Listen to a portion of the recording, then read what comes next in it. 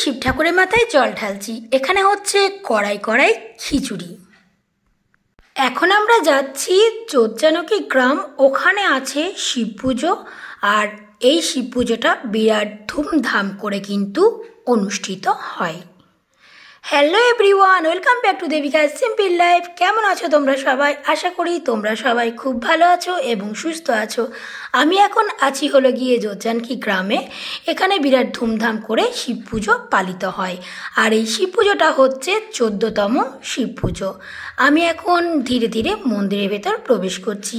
এখানে কিন্তু ভীষণ ধুমধাম করে যজ্ঞপাঠ করা হয় এবং পূজা অর্চনা শুরু হয়। এখন শিব ঠাকুরের পুজো শুরু হয়ে গেছে, যজ্ঞ কিন্তু এখনো শুরু হয়নি। মন্দিরে ঢুকবার পূর্বেই আমি এখানে ঘন্টাটা বাজিয়ে নিলাম।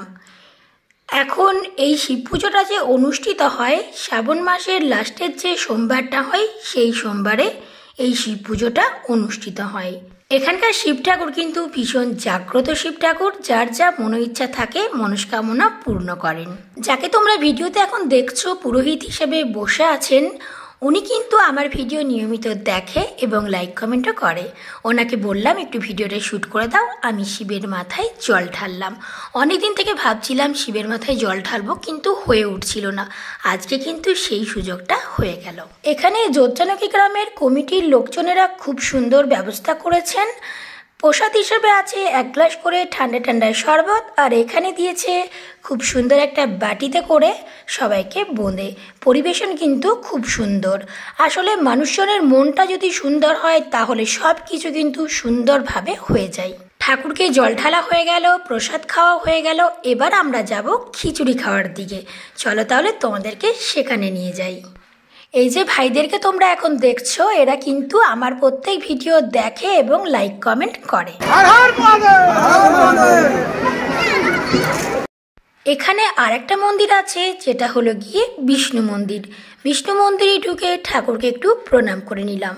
এই আজকের দিনটাতে কিন্তু আমি ভিডিও বানানো শুরু করেছিলাম প্রায় 2 বছর আগে। আমার ভিডিও বানানো মোটামুটি 2 বছর কমপ্লিট হলো। প্রথম ভ্লগ বানানো শুরু করেছিলাম এই যোজ্জানকি গ্রামের শিব পুজোটাকে নিয়েই। আর সেই ভিডিওটাতেও কিন্তু ভালো রকম ভিউজ হয়েছিল। তাই তোমাদেরকে জানাই অসংখ্য ধন্যবাদ আমাকে এতটা সাপোর্ট করার জন্য আর ভালোবাসার জন্য। আর আমার তরফ থেকেও রইল তোমাদের জন্য অনেক অনেক ভালোবাসা। শিব মন্দিরের পাশে একটা নতুন মন্দির তৈরি করা হয়েছে, যেটা হলো গিয়ে বজরঙ্গবলীর মন্দির। সামনেই রাখা আছে বিরাট বড় মাটির যজ্ঞকুণ্ড, যেটাতে বিরাট ধুমধাম করে যজ্ঞ করে তারপর এই মন্দিরটি প্রতিষ্ঠিত করা হবে এবং ওপেনিং হয়ে যাবে। যে সমস্ত ভক্তদের তোমরা দেখতে পাচ্ছ, ওনারা কিন্তু সকাল থেকে কিছু খাননি, জল পর্যন্ত গ্রহণ করেননি। যতক্ষণ না পুজো পাঠ যজ্ঞপাঠ কমপ্লিট হচ্ছে ততক্ষণ কিন্তু এইভাবে বসে থাকবে কন্টিনিউ। পুজো কমপ্লিট হতে মিনিমাম সময় লাগবে 3টে থেকে 3:30 অবধি।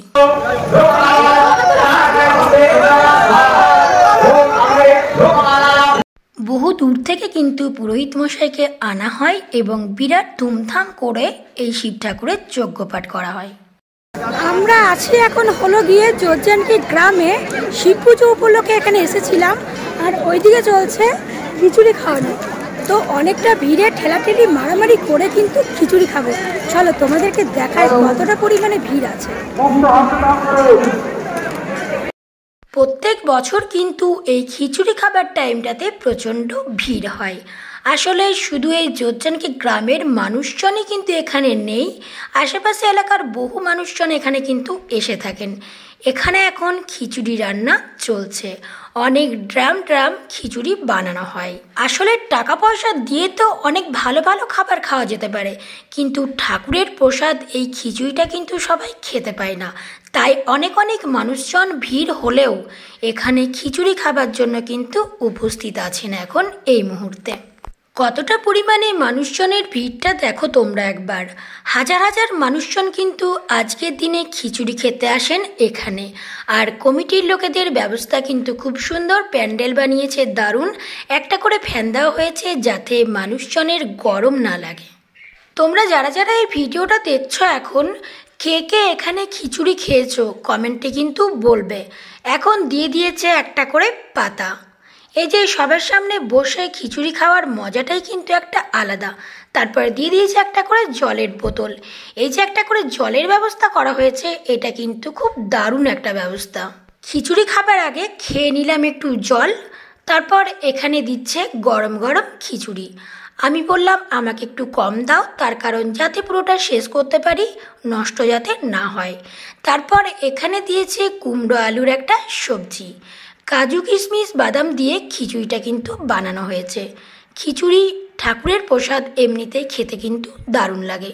তোমাদের খিচুড়ি খেতে কেমন লাগে, মানে এরকম ঠাকুরের প্রসাদ খেতে কেমন লাগে? যতই আমরা বাড়িতে ভালো করে খিচুড়ি বানাই না কেন, এই যে ঠাকুরের প্রসাদ হিসেবে যে খিচুড়িটা খাওয়া হয়, সেটা কিন্তু একটা অমৃতের সমান। এখানে দিয়েছে চাটনি, আমড়ার চাটনি। খিচুড়ির সাথে চাটনির কম্বিনেশনটা বেশ দারুণ। আমি কিন্তু পাতা পরিষ্কার করে খেয়ে নিয়েছি। এবার চললাম পাতা হাতে নিয়ে বাইরে ফেলতে, কিন্তু যাব কি করে? প্রচণ্ড পরিমাণে ভিড়, এইদিক ওইদিক চারিদিক ভিড়। ভিড়টাকে অতিক্রম করে যে বাইরে বেরিয়ে আসতে পেরেছি, এটাই অনেক। যোধজানকি গ্রাম থেকে বা বেলপাত থেকে যারা এই ভিডিওটা দেখছো, তাদের কিন্তু একটা করে শেয়ার অবশ্যই চাই। তাহলে তোমরা সবাই ভালো থেকো এবং সুস্থ থেকো। দেখা হবে পরের ভিডিওতে আবারও। Tata, bye bye.